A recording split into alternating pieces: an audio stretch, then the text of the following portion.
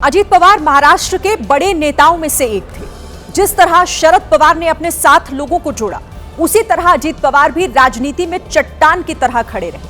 अब सवाल यह है कि उनके निधन के बाद घड़ी के निशान उनकी राजनीतिक पहचान का वारिस कौन होगा।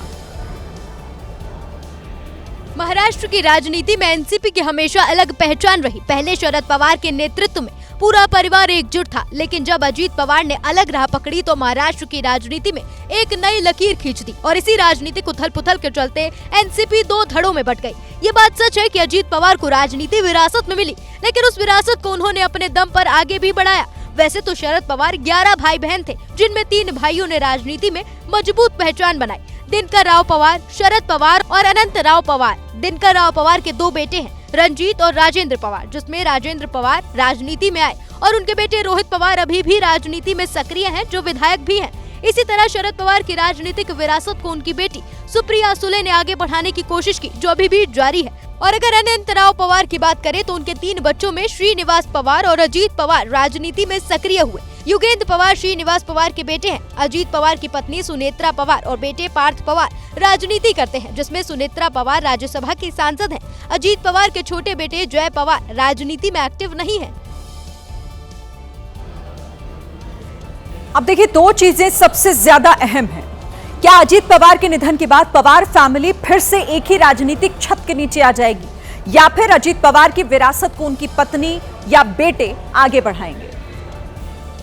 पिछले कुछ समय से अजीत पवार की राजनीति अलग ही दिशा में घूमती हुई दिखाई दी। कई बार उन्होंने खुलकर बीजेपी पर सियासी हमले किए थे और निकाय चुनाव में चाचा शरद पवार के साथ मिलकर लड़ाई लड़ी थी।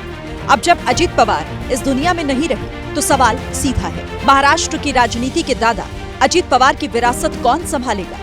इनमें सबसे पहला नाम अजीत पवार की पत्नी सुनेत्रा पवार का है, जो अभी राज्यसभा सांसद भी हैं।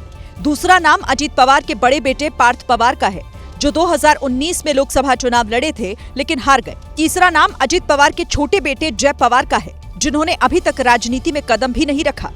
अजीत पवार जिस एनसीपी का नेतृत्व करते थे, उसमें 41 विधायक और 1 लोकसभा सांसद भी हैं। और चर्चा सबसे ज्यादा इसी बात की है कि पत्नी सुनेत्रा पवार ही अजीत पवार की राजनीतिक विरासत को आगे बढ़ाएंगी, जो लंबे समय से राजनीति में सक्रिय हैं। अजित अनंत राव पवार, महाराष्ट्र के उप मुख्यमंत्री। ये नाम आज एक झटके में महाराष्ट्र की राजनीति से हमेशा के लिए मिट गया। बारामती की जिस मिट्टी में पवार परिवार पनपा, महाराष्ट्र की राजनीति के शिखर पर पहुंचा, बारामती की उसी मिट्टी में आज अजीत पवार फना हो गए। 22 जुलाई 1959 को जन्मे अजीत पवार अब हमारे बीच नहीं है, लेकिन उनके पीछे 40 साल लंबी राजनीतिक विरासत छोड़ गए हैं। चाचा शरद पवार की उंगली थामकर राजनीति का पाठ पढ़ने वाले अजीत पवार 6 बार महाराष्ट्र के उप मुख्यमंत्री रह चुके थे।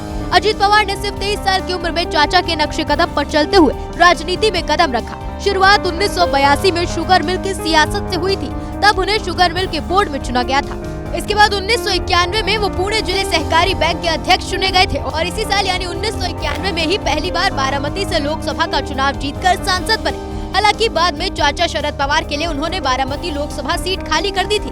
बाद में बारामती से विधानसभा का चुनाव लड़ा और विधायक चुने गए। इसके बाद 1996, 1999, 2004, 2009, 2014, 2019 और 2024 में विधायक चुने गए। अजीत पवार 8 बार के विधायक और 6 बार डिप्टी सीएम रह चुके थे। पहली बार 2010 में वो डिप्टी सीएम बने थे और दिसंबर 2024 में उन्होंने 6ठी बार उप मुख्यमंत्री के रूप में शपथ ली थी। अजीत पवार महाराष्ट्र का मुख्यमंत्री बनना चाहते थे। अपनी ये इच्छा उन्होंने कभी छिपाई नहीं। कई बार उन्होंने जोड़ तोड़ की कोशिश भी की, लेकिन उनके राजनीतिक मोहरे कभी मुख्यमंत्री पद के लिए फिट नहीं बैठ पाए।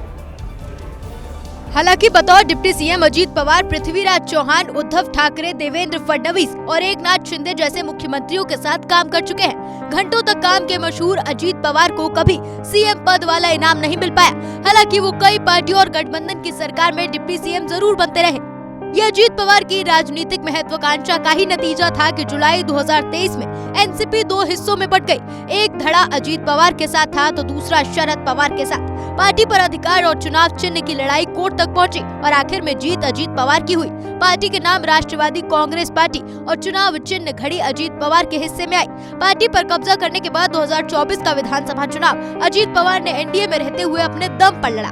तब एनसीपी 64 सीटों पर लड़ी, जिनमें 41 पर उसकी जीत हासिल हुई। प्लेन क्रैश में अजीत पवार के अचानक निधन के बाद पार्टी पर भी सवाल उठ रहे हैं। अब एनसीपी की कमान कौन संभालेगा? क्या अजीत गुट और शरद गुट एक हो जाएंगे? इन सवालों का जवाब आने वाला वक्त ही दे पाएगा।